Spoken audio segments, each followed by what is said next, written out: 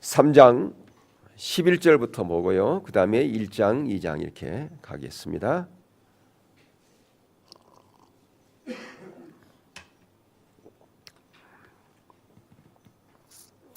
고린도서 3장 11절부터 보고 그 다음에 1장 30절 이렇게 봅니다. 함께 보겠습니다. 시작. 이 닦아둔 것에 의해 능히 다른 터를 닦아둘 자가 없으니 이 터는 곧 예수 그리스도라. 30절. 너희는 하나님께로부터 나서 그리스도 예수 안에 있고 예수는 하나님께로서 나와서 우리에게 지혜와 의로움과 거룩함과 구속함이 되셨으니 내가 너희 중에서 예수 그리스도와 그의 십자가에 못 박히신 것 외에는 아무것도 알지 아니하기로 작정하였습니다. 이렇게 읽은 이유를 아시겠죠? 고린도서 3장 11절 여기서는 예수 그리스도가 우리의 교회의 신약의 교회의 기초인 것을 말씀하고 있습니다. 바로 우리의 신앙의 기초가 예수 그리스도다. 예수 그리스도가 바로 터다 그 말씀이죠. 다시 말하면 오늘날의 교회는 오늘날 우리 신앙은 그 기초가 십자가 복음이다 그 얘기입니다. 바로 예수 그리스도가 복음이잖아요. 예수 그리스도가 십자가 복음이잖아요. 우리가 여러 번 얘기하지만 내가 예수 그리스도를 전한다는 말은 다른 말로 말하면 복음을 전한다는 얘기죠. 바로 예수 그리스도를 전한다는 얘기입니다. 그렇기 때문에 참된 복음은 누굽니까? 예수 그리스도가 참된 복음입니다. 지금도 살아계시고 역사하신 인격체 되신 예수 그리스도, 그분이 바로 복음이요, 그분이 바로 교회의 터라 그 말입니다. 그런데 이 3장 11절의 말씀 속에는 방금 우리가 읽었던 1장 30절의 말씀과 2장 2절의 말씀이 포함되어 있다라고 하는 것입니다. 예수 그리스도가 우리의 진정한 터가 되려면, 그분이 진정한 십자가의 복음이 되려면 1장 30절 예수 그리스도가 우리의 지혜요 의로움과 거룩함과 구원이 되는 삶이 되어야 되는 것이고, 2장 2절에서 말씀하고 있는 예수 그리스도를 아는 것이 우리의 정말 열망이 되는 삶이 되어질 때 거기에 진정한 복음의 기초인 예수 그리스도가 우리 신앙의 터가 된다는 그 말씀입니다. 그래서 우리가 지난번에 말씀드린 것처럼 교회가 이 기초 안에 서 있지 않으면 교회는 침체될 수밖에 없습니다. 신앙이 왜 타락하느냐? 이 기초에 서 있지 않으면 신앙은 타락하고 교회는 침체될 수밖에 없다라고 하는 것입니다. 물론 교회가 그리스도의 터 가운데 세워진다라고 하는 그 말에 대해서 의의를 다는 사람 아무도 없고 그거에 대해서 교리로 모르는 사람이 아무도 없어요. 근데 이론으로 알고 교리로 알고 있다 할지라도 실제로 그것이 우리의 삶 가운데 성령의 조명을 통해서 비춰지지 아니하고 우리의 삶 가운데 실제가 되지 아니하면 그 이론에 되는 것은 우리 가운데 어떠한 영향력도 없기 때문에 어떠한 능력도 없기 때문에 우리의 신앙은 타락할 수밖에 없고 교회는 침체될 수밖에 없다라고 하는 것입니다. 그런데 문제는 우리가 이렇게 십자가 복음, 신앙의 그 기초인 예수 그리스도로부터 떠나 있음에도 불구하고 우리가 떠나 있는 줄을 모르고 살아가고 있다라고 하는 것입니다. 그러니까 떠난다는 의미 자체를 모르고 있기 때문에 내가 떠나 있음에도 불구하고 떠나 있는 줄 모르고 있다는 것이죠. 성경에서 교회를 떠난다는 말은, 그러니까 하나님을 떠난다는 말은 교회를 안 나온다는 말이 아니라고 그랬죠. 이스라엘 백성들을 향해서 하나님께서 내게로 돌아오라 내게로 돌아오라고 그렇게 애쳤을 때 그들은 안식일 날 수없이 많은 하나님 앞에 애물을 드렸고 제사를 드리고 있었습니다. 많은 헌신이 있었고 많은 기도가 있었어요. 근데 그들을 향해서 내게로 돌아오라고 그렇게 외쳤을 때 그들은 그 말의 의미를 몰랐습니다.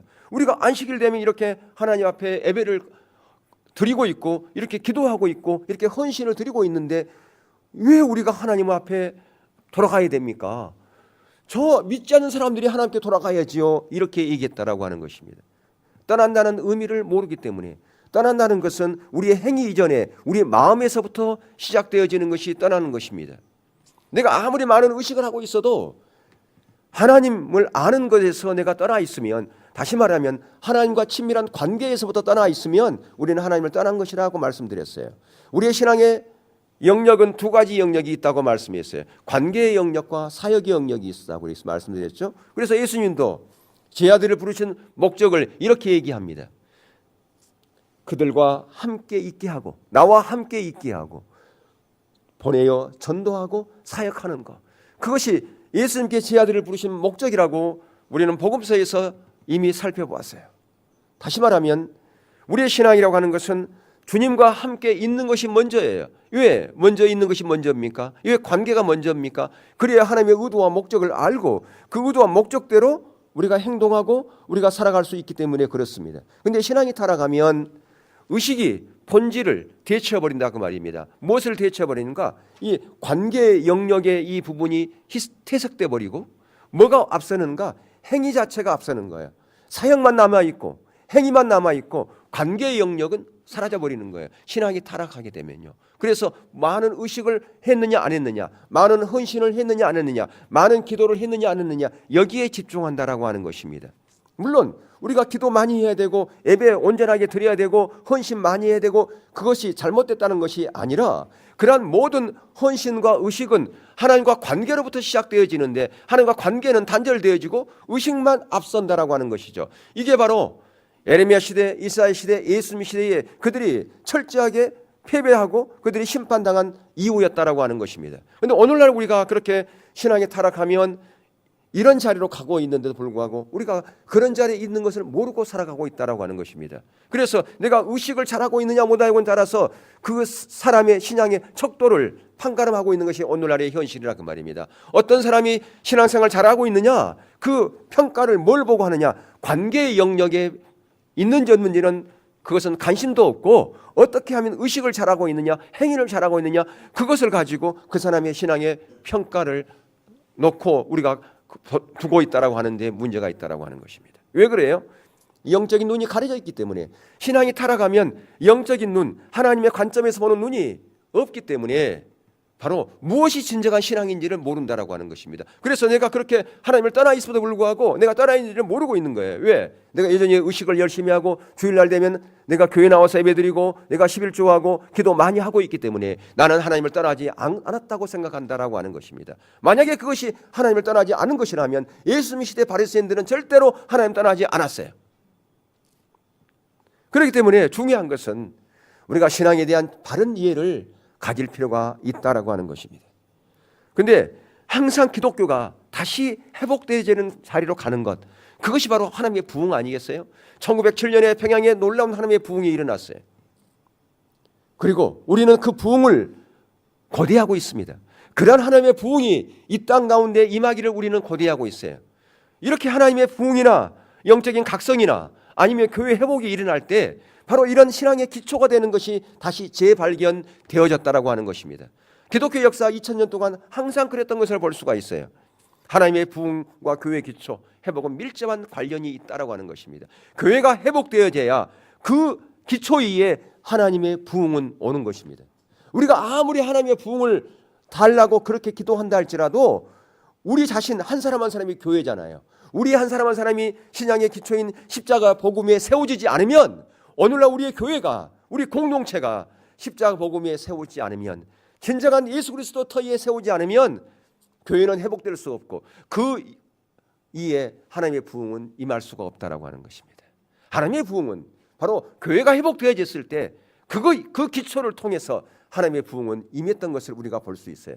기독교 역사 2000년 동안 다 그랬습니다. 에일즈 부흥도 마찬가지였고 1907년의 평양 부흥도 마찬가지였어요. 그들의 심령이 영적인 각성이 되어지고 그들의 심령이 회복되어졌을 때 평양의 부흥이 일어났지, 그냥 기도 많이 했다고 그래가지고 헌신 많이 했다고 그래가지고 예배 잘 드렸다고 그래가지고 그 대가로, 그 행위의 대가로 부흥이 온 게 아니었다 그 말입니다. 바로 이 가장 진취적인 진리가 되는, 이 기초가 되는 이게 회복되어졌을 때 하나님의 부흥이 임했던 것을 볼 수가 있어요. 그렇기 때문에 우리가 아까 읽었던 고린도서 3장 11절 교회의 터, 우리의 신앙의 터, 바로 십자가의 복음 예수 그리스도, 바로 거기에는 1장 30절과 2장 2절이 포함되어 있다고 말이죠. 그래서 1장 30절 거기에 보면 예수 그리스도는 우리의 지혜요, 우리의 의로움과 우리의 거룩함과 우리의 구원이 된다고 그러는데, 그것을 우리가 한마디로 줄이면 예수 그리스도는 우리의 삶의 의로움이 되는 삶이에요. 바로 그것을 종교 개혁자들이 기치로 내세웠던 것이 뭐였습니까? 믿음으로 말미암는 의라는 거예요. 바로 믿음으로 말미암는 의가 예수 그리스도가 우리의 의로움이 되는 삶이라고 하는 것이에요. 이것을 성령의 조명을 통해서 그들이 발견됐을 때 루터가 뛰쳐나온 거 아니겠습니까? 이제껏 그들은 행위로 말미암는 의에 대한 부분을 그들은 실제가 되어가고 있었어요. 무슨 얘기냐? 그러면 성경에서 아브라함이 믿음으로 말미암는 의에 대한 부분을 그들은 읽고서 로마서를 읽고서 그것을 발견하지 못했단 말이냐? 아니요, 이론은 알고 있었지만 그들이 모두가 다 실제로는 행위로 말미암는 의를 붙잡고 있었다 그 말이에요. 그 당시에 천주교가 다 행위로 말미암는 의. 그런데 어느 날 성령의 조명을 통해서 루터에게 믿음으로 말미암는 의에 대한 예수 그리스도가 진정한 우리의 의로움이 된다는 삶에 대한 그 부분이 비춰졌을 때 그때 야 그렇구나. 우리가 행위로 의로움이 되는 것이 아니라 우리가 구원받는 건 철저하게 하나님의 의로움으로만 가능하구나. 믿음으로만 가능하구나. 그것이 비춰졌을 때 그게 실제가 됐을 때 그가 종교 개혁을 일으켰다라고 하는 것입니다. 자기의 목숨을 담보로 내세우면서 그는 애칠 수밖에 없었어요. 참된 진리를 애칠 수밖에 없었다라고 하는 것입니다. 마틴 노준수 목사님은 부흥에 관련해서 항상 패턴이 그랬다. 부흥이 준비되는 과정에서 반복적으로 회복되어지는 중적인 진리, 다시 말하면 믿음으로 말미암는 의가 다시 회복되었다, 비춰졌다, 재발견되었다. 그렇게 그는 주장하고 있는 것을 볼 수가 있어요. 그렇기 때문에 그것이 우리 가운데 재발견되어지기를 위해서 우리는 하나님을 찾아야 돼요. 그러니까 우리가 하나님을 찾는다고 하는 것은 여러 번 말씀드렸지만 내 문제를 위해서 하나님 찾는 것은 하나님 찾는다고 성경은 말하지 않아요. 성경에서 그러면 기도하지 말란 말이냐? 아니, 기도하라고 그러죠. 기도해야 돼요, 우리가. 근데 너무나 많은 경우에 하나님의 의도가 가려져 있는 구절들이 많다 그 말이에요. 나를 찾으라, 나를 찾고 찾으라. 그 말은 기도하란 말이 아니란 말이에요. 그러니까 아니 문제 해결을 위해서 기도하란 말이 아니란 말이에요. 성경에서. 그러니까 하나님을 찾으란 말은 성경에서는 무슨 의미예요? 하나님 얼굴을 구하라는 거예요. 그분 자신을 구하라는 거예요. 그분의 의도와 목적을 구하라는 거예요. 성경에서 그것을 나를 찾으라, 하나님을 찾으라는 그런 의미라 그 말이에요. 근데 오늘날 너무나 그런 의미가 가려져 있어요. 왜? 우리 신앙이 하나님 중심이 아니라 자기 중심이기 때문에, 신앙이 타락한 자리로 갔기 때문에 그런 의미 자체도 우리는 잘못 이해하고 있다라고 하는 것입니다. 그래서 우리의 상태, 오늘날 우리의 교회의 상태를 우리는 봐야 되는데 그걸 진정으로 보려면 성령의 조명이 없이는 절대로 재발견돼 줄 수 없어요. 우리의 모습을 못 본다라고 하는 것입니다. 그래서 우리가 믿음으로 그렇게 되는 이 부분을 지난 시간에 우리가 살폈잖아요. 1장 30절에 믿음으로 그렇게 되는 그 의미가 뭐냐? 다시 말하면 1장 30절에서 예수 그리스도가 의로움이 되는, 우리의 의로움이 되는 삶에 대한 부분이 뭔가, 그 부분을 6가지로 살펴봤어요. 자, 뭐였느냐? 첫 번째가 뭐였어요? 오직 믿음으로 얻게 된 삶은 우리의 모든 신앙의 처음부터 끝까지다 그 말이에요. 그러니까 우리가 잘못 생각하면 믿음으로 이렇게 되는 것을 예수 처음 믿을 때, 거듭날 때 그때만 필요한 걸 생각하는데 그게 아니라 우리의 모든 날마다 순간순간의 모든 삶의 영역에서 믿음으로 이렇게 되는 삶이 우리 가운데 필요하다고 하는 것이에요. 그래야 우리가 새로워질 수 있는 거예요. 날로 우리가 새로워져야 되고 날로 우리가 변화되는 삶을 살아야 되는데, 그게 되려면 예수 그리스도만이 우리의 의로움이 된다고 하는 것이 성령의 조명을 통해서 비춰졌을 때만이 그게 가능하다 그 말이에요. 그게 성화되는 삶이 가능한 것이죠. 그러니까 믿음으로 그렇게 된다는 그 삶은 예수 믿는 그때도 필요하고 날마다 우리의 삶 가운데 필요해요. 그래야 우리가 성화되는 삶이 가능하다고 하는 것이죠. 그리고 두 번째 뭐였습니까? 믿음으로 말미암는 의를 의지하라면 자기 육체를 배설물처럼 철저하게 버려야 된다고 말씀했어요. 조금이라도 그게 드러나면 나는 믿음으로 그렇게 된 삶을 살아가는 것이 아니에요. 오늘 너무나 많은 사람들은 그래 내가 믿음으로 그렇게 된 삶을 살지라고 하면서 어느 부분에서는 육체를, 자기 의를 의지하는 삶을 가지고 있어요. 그러면서 자기 생각할 때는 나는 이 정도는 잘한 거지 뭐. 응? 다른 사람들은 대부분을 자기 의를 육체를 의지하지만 나는 그래도 몇 가지만 나는 육체를 의지하고 자기 의를 의지하잖아. 이 정도면 대단한 거 아니야, 신앙이? 이렇게 생각하는 사람이 있다 그 말이에요. 근데 성경은 그것을 가르쳐서 그래도 너는 중상이야, 응? 상등급이야, 그렇게 말하지 않아요. 그것을 가르쳐 혼합주의 신앙이라 그렇게 얘기를 해요. 하나님이 가장 싫어하는 게 뭐예요? 혼합주의 신앙이에요. 근데 우리가 혼합주의 신앙을 그것이 별로 문제가 없는 것처럼 생각한다 그 말이에요. 그러니까 내가 아무리 믿음으로 의롭게 되는 삶을 살아가고 있는데 언제 그러면 내가 내 의를 의지해 버리느냐, 내 육체를 의지해 버리느냐, 나에게 불이익이 닥치는 어떤 일이 결정되어져 있을 때, 그럴 때는 하나님의 말씀대로 살아가는 것이 아니라 내가 원하는 대로 결정해 버려요. 이렇게 하면 나에게 더 유익이 오는 것 같아. 근데 정말 믿음으로 의롭게 되는 삶을 살아가는 그런 사람은 타협하지 않아요. 비록 이것이 나에게 손해가 온다 할지라도 내가 이것이 하나님이 원치 않는 것이고 하나님이 기뻐하는 것이 아니라면 내가 이거 안 하겠습니다, 그렇게 결정한다 그 말이에요. 예, 배설물로 버렸기 때문에, 나에게 과거에 유익했던 것들을 배설물로 철저하게 버렸기 때문에 지금 이것을 내가 드러내면, 이것을 가지고 가면 인정받을 수도 있고 쉽게 일을 해결할 수도 있지만, 이것이 내 육체를 의지하는 것이기 때문에, 내 의를 의지하는 것이기 때문에 내가 타협하지 않겠습니다, 그렇게 간다 그 말이에요. 근데 우리는 타협해버려요. 그것은 믿음으로 의롭게 되는 삶을 살아가는 것이 아니라 자기 의를 의지하여 살아가는, 육체를 의지하여 살아가는 것과 같은 것이다 그 말이죠.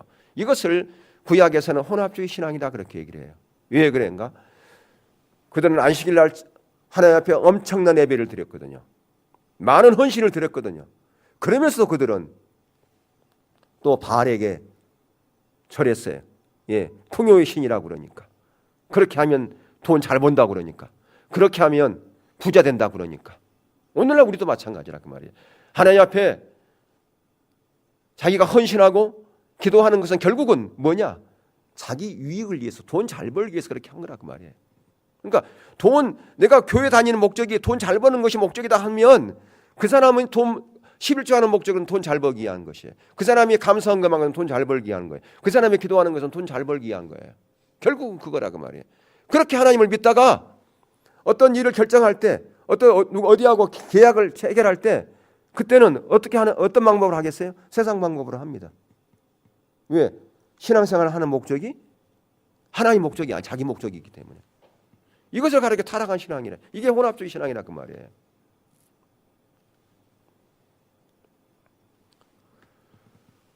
그렇기 때문에 우리가 육체를 의지하는 것은 결국은 그것은 행함으로 말미암는 의를 의지하는 거예요. 믿음으로 말미암는 의를 의지하는 것이 아니라, 만약에 내가 그런 부분에 타협했다 그러면 그 사람은 아무리 내가 믿음으로 의롭게 되는 삶을 살고 있습니다라고 고백할지 모르지만 실제로는 행함으로 의롭게 되는 삶, 육체를 의지하는 삶을 살아가고 있는 사람과 같다 그 말이에요. 실제로는. 근데 문제는 이렇게 육체를 의지하는 삶을 살아가는 삶의 결과는 어떤 것이냐? 처참한 거죠. 사도 바울은 그래서 이렇게 살아가는 사람을 향해서 저주받으라 그랬게 했어요. 하나님의 심판이 있다고 그랬거든요. 심판이 있다 그러면서 사도 바울은 저주받으라고 하는 심각한 말까지 했다는 거예요. 왜? 거기에 심판이 있어. 하나님의 유업이 주어지잖아요. 지금 우리가 이사야 하반부의 유업에 대한 부분을 살펴보고 있는데, 이사야 하반부에는 놀라운 하나님의 유업이 주어졌잖아요. 말세지 말에 하나님의 백성들에게 주어질 놀라운 하나님의 유업이 약속되어 있어요. 근데 그 하나님의 놀라운 유업은 우리가 십자가 복음 위에 세워질 때만이, 예수 그리스도의 진정한 터 위에 세워질 때만이, 믿음으로 의롭게 되는 삶 가운데 있을 때만이 하나님의 놀라운 그 약속의 유업은 우리 가운데 주어지는 것이에요. 근데 문제는 내가 육체를 의지하는, 그런 내 의를 의지하는 그런 삶을 살아가 버리면 하나님의 놀라운 그 은혜의 약속은 우리 가운데 아무런 소용이 없어요. 예, 하나님의 유업은 주어지지 않는다는 거예요. 기도 많이 하면 주어진다고요? 아니에요. 기도 많이 해도 안 주어져. 그러면 바리새인들이 기도 많이 했잖아요. 에레미야 시대에 그 사람들 얼마나 기도 많이 했습니까? 근데 멸망당했잖아요. 왜? 그들이 잘못된 신앙 가운데 있었기 때문에 그렇다 그 말이에요. 믿음으로 말면 의를 의지하지 않았기 때문에, 육체를 의지하는 삶 가운데 있었기 때문에, 자기 의를 의지하는 삶 가운데 있었기 때문에 그들이 비록 많이 헌신하고 많이 기도했을지라도 하나님은 듣지 않았다라고 하는 거예요. 그렇기 때문에 이 믿음으로 말미암는 의라고 하는 것은 우리 행동 이전에 가치관이라 그 말이에요. 가치관. 예. 아까 하나님을 우리가 떠난다. 너들이 나를 떠났다. 그러면 하나님을 떠나는 것은 행동 이전에 마음에서부터 시작되는 거예요. 자, 우리는 하나님을 떠나는 것은 교회에 안 나오는 건 당연히 하나님 떠나는 것이죠. 근데 성경에서는 교회에 열심히 나와도 주일날 와서 헌신 많이 해도 하나님을 떠날 수 있어요. 왜? 그걸 알 수 성경에 보면 이사야 시대에 호세 선지자를 통해서 내게로 돌아오라, 내게로 돌아오라. 예레미야 시대에도 마찬가지고 내게로 돌아오라고 그랬어요. 그래야 너희들이 살 거라고. 근데 그들은 그 말이 무슨 말인지 몰랐어요. 왜 우리가 하나님께 돌아갑니까?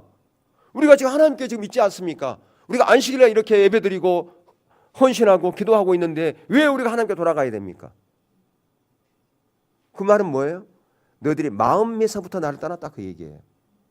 그러니까 항상 마음에서부터 모든 것이 시작되어지는 거예요. 그러니까 여기서 믿음으로 말미암는 의에 대한 이 부분도 마찬가지입니다. 이 부분도 이게 그러니까 행함으로 말미암는 의를 이란 부분도 행동 이전에 어디서부터 시작된다고요? 우리의 이 가치관에서부터 시작되어지는 거예요. 마음 중심에서부터 시작된다라고 하는 것입니다. 하나님을 떠나는 것. 내가 아무리 주일날 예배 드리고 기도하고 했다 할지라도 내 중심이 지금 내 마음이 하나님과 관계 가운데 없으면 하나님을 떠난 거예요. 하나님과 친밀한 관계 가운데 없으면 하나님 떠난 거라니까요. 예, 우리가 그것을 보셔야 된다고 하는 것이에요. 그렇기 때문에 이 가치관의 문제예요.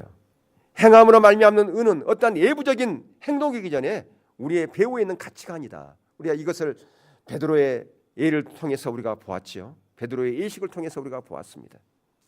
그래서 철저하게 우리는 우리의 가치관의 이 진들을 다 부셔야 돼요. 그리고 그 안에 뭔만을 세워야 됩니까? 하나님께서 세우고자 하는 것, 진정한 신앙의 본질만, 십자가의 복음만 거기에 세워야지 우리 가운데 있는 거짓 신앙, 율법주의와 인본주의와 기복주의의 신앙을 우리는 철저하게 내려야 된다라고 하는 것입니다. 그것이 우리 가운데 있으면 하나님의 진정한 유업을 받을 수 없기 때문에 그래요. 근데 이러한 우리가 믿음으로 말미암는 의를 의지하려면 이론으로 알아서 안 된다고 그랬죠. 교리적으로 아는 것을 뛰어넘어서 성령의 조명을 통해서만 그게 가능하다고 하는 거예요. 그러면 어떻게 하면 내가 성령의 조명을 통해서 믿음으로 의롭게 되는 그런 삶이 가능하느냐? 그것은 결국은 하나님을 아는 것이에요. 그래서 아까도 말씀드렸지만 1장 30절과 2장 2절은 동전의 양면처럼 같이 가는 거예요.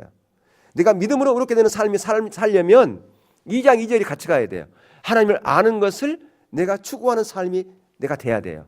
그러니까 하나님을 인격적으로 알아야 그분과의 교제 가운데 있어야 믿음으로 의롭게 되는 삶이 가능하다 그 말이에요. 그러니까 두 가지는 1장 30절, 2장 2절은 동전의 양면처럼 하나라 그 말이에요. 하나. 떼어낼 수가 없어요. 그럼 어떻게 하면 내가 성령의 조명을 통해서 믿음으로 의롭게 되는 삶이 가능하고 인격적으로 하나님을 아는가? 성령은 하나님을 찾을 때 가능하다고 그랬어요. 찾을 때. 그러니까 우리가 하나님을 찾을 때 찾는다고 하는 것은 이럴 때 필요한 거예요. 내 문제 해결하기 위해서 기도하는 그게 하나님 찾는 게 아니라니까요. 찾는다는 것은 하나님을 찾는 것은 이럴 때 쓰는 단어라 그 말이에요. 성경에서. 아멘.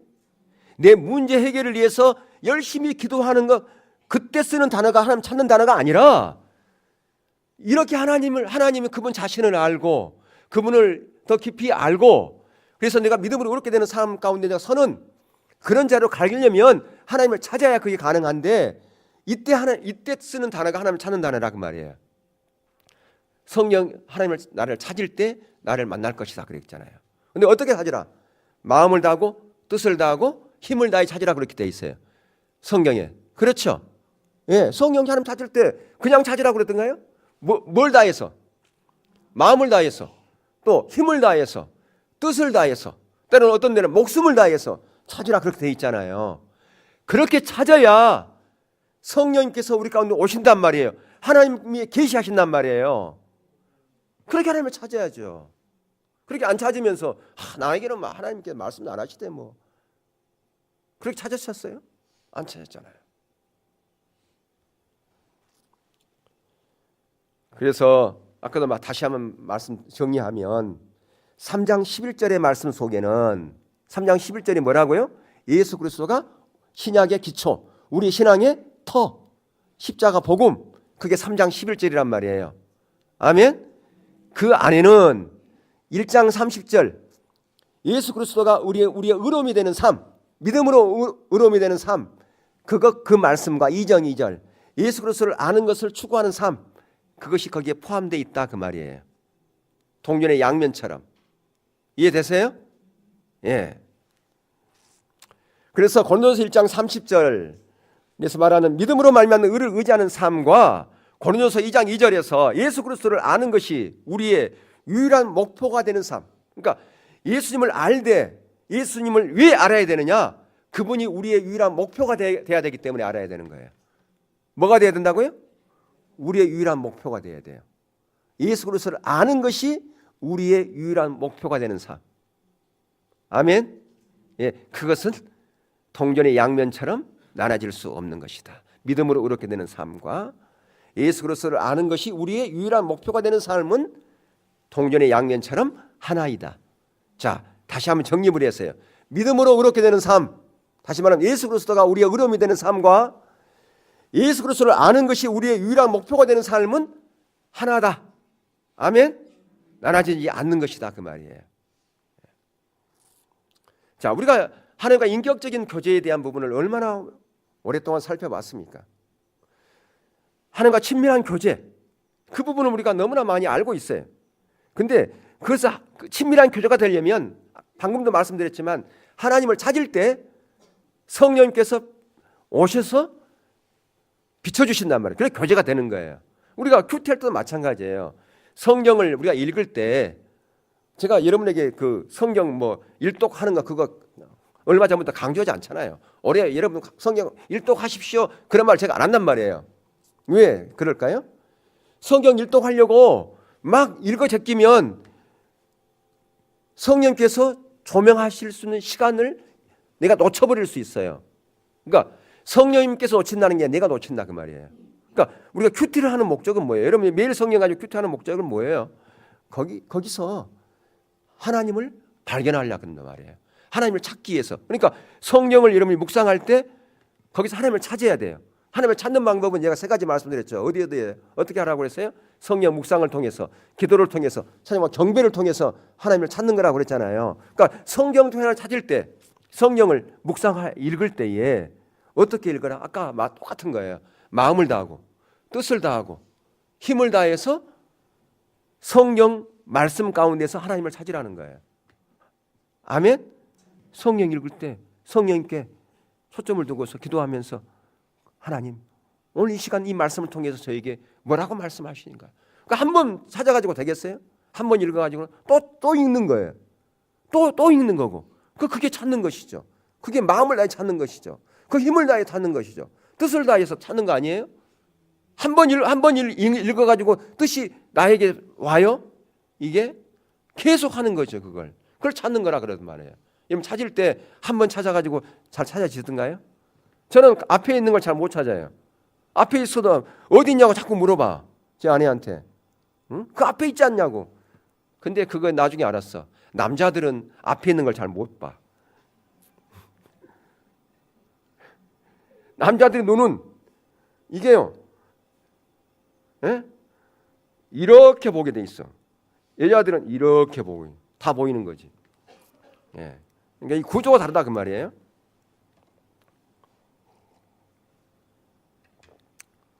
괜히 그것 가지고 못 찾는다 그러지 마세요. 예.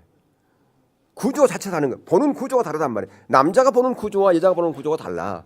그러니까 남자는 앞에 있는 거 잘 안 보이는 거예요. 예. 그것 때문에 구박했다면 회개하시고 용서 구하세요.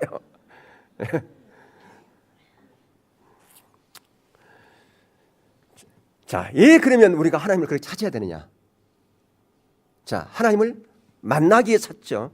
그죠? 만나기 위해서. 그럼 만나서 뭐 하게요? 만나서 하나님의 의도와 목적을 첫 번째는 아는 거예요. 알기 위해서 찾는 거예요. 그렇게 찾으면 하나님을 만나면 뭘 안다고요? 그러니까 여러분 예전에 제가 그랬어요. 하나님 오래전입니다만은 제가 전도사 때 막 기도 막 했어요. 열심히 기도. 왜 기도했느냐? 능력 달라고, 은사 달라고. 왜? 뭐 하려고? 그래야 뭐 가가지고 다 한번 기도해주면 병이 착 나으면 야 강준사 최고다 막 그런 말 듣고 싶어가지고 말이지. 예? 그래야 막 능력 구한단 말이에요. 오늘날 어떤 사람들도 그런 걸 그렇게 해서 능력 구하는 사람들이 있어요. 다 자기 중심이잖아요. 그게 아니라는 거예요.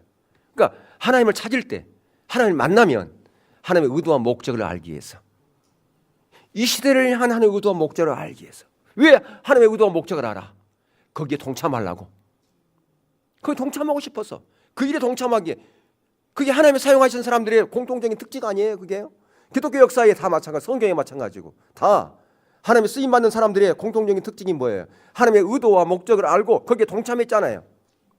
거기서 하나님의 능력을 경험하는 거예요. 내가 하나님의 뜻을 알고 거기에 동참했더니 하나님께서 뒷받침해 주는 거예요. 예, 하나님께서 어떤 일에 뒷받침하겠습니까? 자기의 의도와 목적에 동참하는 사람, 순종하는 사람 위에 뒷받침해 주지 않겠어요? 그러지 않겠냐 그 말이에요. 예. 근데 우리는 내 작은 일 여기에 막 초점 갖고 있다. 하나님 이거 도와주셔야 되는데 이거 하나님하고 전혀 상관없는 일 하고 있으면서도 막 도와달라고 기도하고 있어요. 안 도와준다고 막. 근데 그게 아니라 내 중심이 아니라 하나님 중심으로 하나님의 관점에서 하나님의 의도와 목적을 알고 거기에 동참하기를 원하는 그러한 열망으로 나가면 거기에 순종하면 하나님이 뒷받침한단 말이에요. 능력으로 뒷받침해요. 거기서 하나님을 경험하는 거예요. 그게 바로 하나님의 경험하는 삶 아니에요? 예. 하나님은 저와 여러분이 오늘날도 하나님을 경험하기를 원하세요. 근데 하나님을 경험하는 방법은 이런 방법에 의해서 경험하는 거예요. 다른 게 아니라 그 말이에요. 그러니까 네가 오늘날도 너희가 나를 경험하기를 원한다. 내 능력을 경험하기를 원한다. 그러면서 주님을 찾기를 원한다 그 말이에요. 자, 여러분들 다시 한번 내가 문제를 내볼게요. 두 가지 중에 옳은 답을 하세요. 옳은 답. 첫 번째, 하나님은 우리에게 복을 주시는 분이다. 이게 1번이에요. 2번, 하나님은 복이다. 1번하고 2번 어떤 게 맞아요? 예? 1번도 맞아요? 성경에는 2번이라고 돼 있어. 근데 우리는 1번을 붙잡고 맨날 늘어져. 신명기 30장에도 마찬가지고 예수님도 그랬잖아요. 내가 곧 길이요 진리요 생명이다. 누가? 내가. 생명이다는 복이단 말이에요. 생명하고 신명기 30장에는 생명과 복과 같이 썼잖아요. 생명과 복. 그죠? 그러니까 생명이란 말은 복이란 말이에요. 누가 복이라고? 예수님. 그러니까 예수님께서 아버지가 내 안에 내가 아버지 안에 있는 것처럼 너희가 내 안에 내가 너희 안에 있으면 가시를 많이 맺을 것이다. 그렇게 얘기했어요. 그리고 너희들이 무엇인지 구하든지 내가 응답하리라. 그렇게 요한복음 15장에서 말씀하고 있잖아요. 어디 안에 있으면 예수님을 취해버리면 예수님 안에 있으면. 근데 우리는 첫 번째 예수님 복 달라고 맨날 그런단 말이에요. 그분도 안 취하면서 그분 안에 안 있으면서 그분 안에 거하지 않으면서 그분과 관계 가운데 없으면서 달라고 그래. 달라고. 그래서 우리는 예수님을 아는 것을 우리의 유일한 삶의 목표요, 목적으로 살아가는 삶을 시작해야 된다 그 말이에요. 아멘. 예, 그래야 될 거 아니에요. 보세요. 그래야 하나님을 경험하는 삶이 돼야 될 거 아니겠어요? 그러니까 이제부터는 내가 하나님을 아는 것이 내 유일한 삶의 목표입니다. 목적입니다. 그렇게 새로 시작하라 그 말이에요. 하나님을 경험하고 싶은 사람들은, 하나님 경험하고 싶지 않은 사람들은 하지 말고요. 하나님을 경험하고 싶은 사람들은 지금부터 뭐부터 하라고요? 하나님을, 내가 예수님을 아는 거, 하나님을 아는 것이 내 삶의 유일한 목표요, 목적입니다. 그걸 가지고 여러분들 시작하라 그 말이에요. 어떤 사람은요, 하나님을 경험하고 싶은 분은, 하나님 경험하고 싶지 않는 분들은 하지 말고. 근데 이게 우리 신앙의 회복의 출발점이에요. 부흥의 출발점이고. 아멘. 예. 그러니까 항상 하나님을 아는 것이 우리 신앙의 첫 단추잖아요. 그러니까 우리 신앙의 첫 단추는 무엇부터 시작되는 거라고요? 하나님 아는 것으로부터. 예. 기독교의 첫 출발은 하나님 아는 것으로부터예요. 근데 너무나 많이 오늘날 기독교를 의식 잘하는 것부터 신앙생활이 시작하는 걸로부터 가르쳐 왔단 말이에요. 그렇게 배워왔단 말이에요. 그러니까 하나님을 인격적으로 알고 사랑하는 것, 그거에 대한 부분에서는 잘 몰라. 어떻게 해야 될지도 몰라. 이런 것은 잘 알아. 의식 열심히 어떻게 헌신하고 어떻게 봉사하고 어떻게 헌금하고 뭐 이런 것은 잘 설명해 줄 수 있어. 기도 어떻게 하라고 하는 거, 이런 거 의식하는 거, 이런 것은 어떻게 하면 제가 기도 좀 잘할까요? 그러면 신앙생활 조금 하는 사람들이 이제 초보인 사람한테 다 얘기해 줘. 이렇게 하라고. 다 의식적인 부분은 잘 알려줄 수 있어요.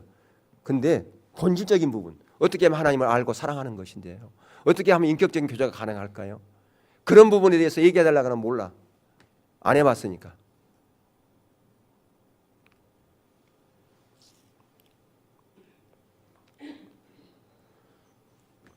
그래서 우리가 정말 새롭게 거듭나야 되겠다. 새롭게 시작해야 되겠다. 하나님을 아는 것부터 새롭게 여러분들이 시작하기를 예수 그리스도로 축복합니다. 아멘. 예. 근데 우리가 왜 그렇게 잘 안 가는가? 잘 안 되는가? 여러분들이 좀 시작하지만 얼마 있지 못해서 또 옛날의 모습으로 또 가고 그래요. 그게 우리의 타락의 본질이에요. 그게 그런 우리 인간의 모습을 성경에는 잘 정의해 놓고 있어요. 로마서에서. 자, 로마서 1장 21절, 24절, 28절 한번 볼까요? 시작.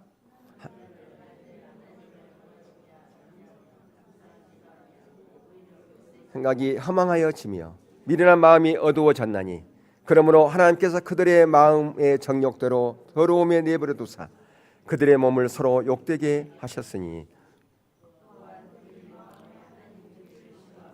하나님께서 그들을 상실한 마음대로 내버려 두사 합당하지 못한 일을 하게 하시니. 예, 여기 보면 그들의 마음이 하나님 두기를 싫어하며, 우리의 마음이 하나님의 두기를 싫어하는 것이 타락의 본질이라니까요.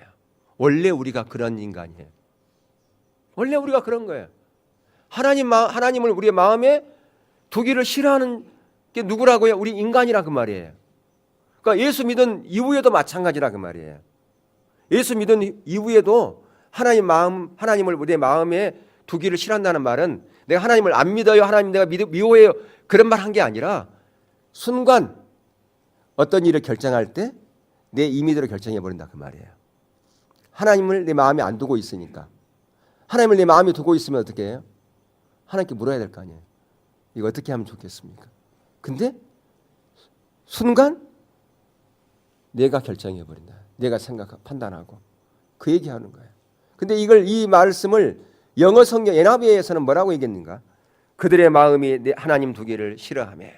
이걸 NIV 영어 성경에는 그들이 하나님 아는 지식을 얻는 것을 가치 있는 것으로 여기지 아니하며, 하나님을 아는 지식을 가치 있는 것으로 여기지 아니하며, 실제로 행동에서 생각의 영역에서 그렇게 했다는 겁니다. 교리적으로 그랬다는 게 아니라, 교리적으로는 그렇게 절대 안 하죠. 근데 실제 행동의 영역에서는 그렇게 했다는 거죠. 그게 바로 우리 인간의 본성입니다. 자기중심적인 거예요. 그러니까 우리는 순간 자기중심적인 자리로 가버려요. 아무리 예수님을 잘 믿은 사람도, 저도 마찬가지고 어느 누구도 예외는 없어요. 하나님 안 찾고 하나님과 우리가 안일함과 나태함 가운데 있으면 이 자리로 다 갑니다.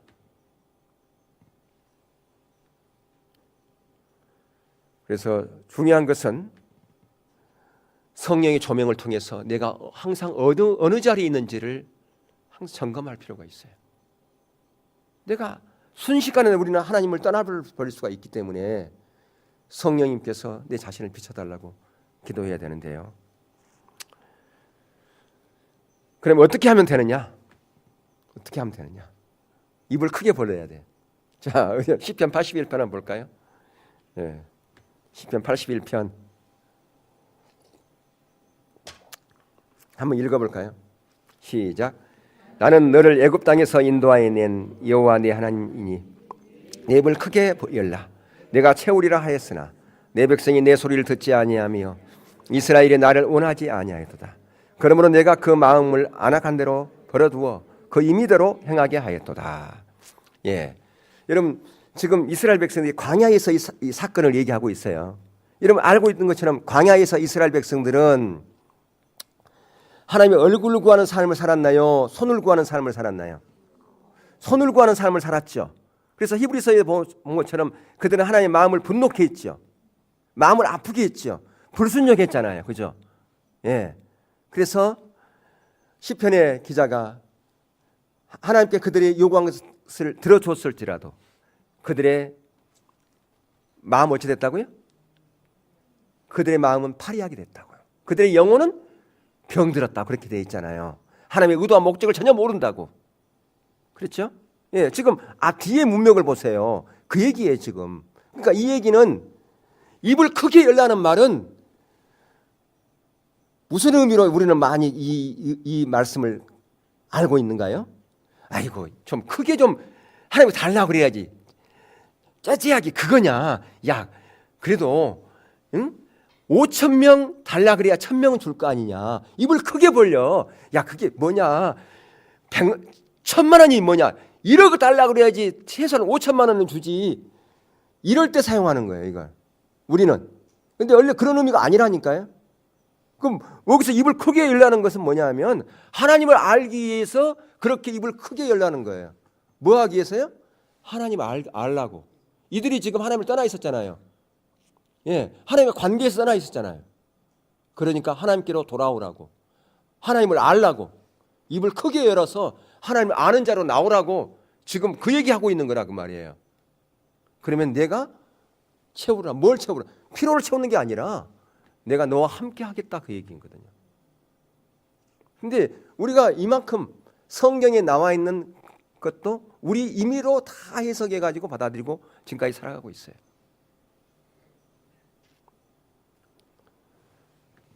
이스라엘 백성들은 애굽에서 10가지 재앙의 놀라운 기적을 보았잖아요. 그들이 강을 건너면서 놀라운 기적을 배웠고 그들이 거기서 큰 바위에서 물이 나는 메추라기와 만나의 역사, 그런 놀라운 하나님의 능력을 보았음에도 불구하고 하나님을 구하지 않았어요. 그러니까 하나님께서 제발 나를 좀 구해라. 입을 크게 벌려가지고 그렇게 지금 말씀한 거라니까요. 오늘날 우리가 하나님을 구하지 않는 게 문제인 거예요. 하나님을 우리 다 구한다고 그래. 그러니까 하나님을 구한다는 것은, 하나님을 찾는다는 것은 내 문제에서 하는 거, 그걸 말하는 게 아니라고 그랬죠. 그러니까 내 문제를 위해서는 하나님께 구하는 것은 많이 해. 근데 실제로 하나님 알기를 구하는 것은 안 해. 그럼 하나님께서 너가 나를 구하지 않는다 그렇게 얘기한다니까요. 아멘. 예. 그러니까 하나님을 구한다는 의미, 하나님 찾는다는 의미를 우리가 바로 알아야 돼요. 그래서 오늘날 우리가 회복의 자로 가려면, 영적인 각성의 자로 가려면 하나님을 찾아야 돼요. 하나님을 구해야 된다니까요. 근데 그냥 찾아서는 안 되고 마음을 다해서, 힘을 다해서, 뜻을 다해, 목숨을 다해서 그렇게 찾으라 그 말이에요. 언제까지? 그분이 오실 때까지, 그분께서 계시하실 때까지, 성령으로 임하실 때까지 찾으라 그 말입니다. 뭘 가지고? 찬양과 경배를 통해서, 기도를 통해서, 말씀 묵상을 통해 찾으라는 거예요. 그렇게 찾을 때에 하나님께서 성령의 조명을 통해서 우리의 모습을 보게 하는 거예요. 내가 얼마나 하나님을 멀리 떠났는지를 보게 하고, 내가 돌이켜 회개하고 하나님의 은혜를 구하는 자로 가면, 우리가 다시 회복되어지면 거기에 뭘 주시겠다고요? 하나님의 놀라운 생명을 주시겠다고, 유업을 주시겠다고 약속했다 그 말이에요. 하나님의 유업과 생명은 이 자리에 오게 돼 있다 그 말이에요. 아멘. 여러분들이 그렇게 하나님을 찾고 구함으로 말미암아 여러분의 삶이, 여러분의 신앙이, 여러분의 가정이 회복되어져서 하나님께서 이 시대에 우리 가운데 추구자 하는 그 놀라운 하나님의 유업을 경험하는 그런 삶으로 나아가기를 주의 이름으로 축원합니다.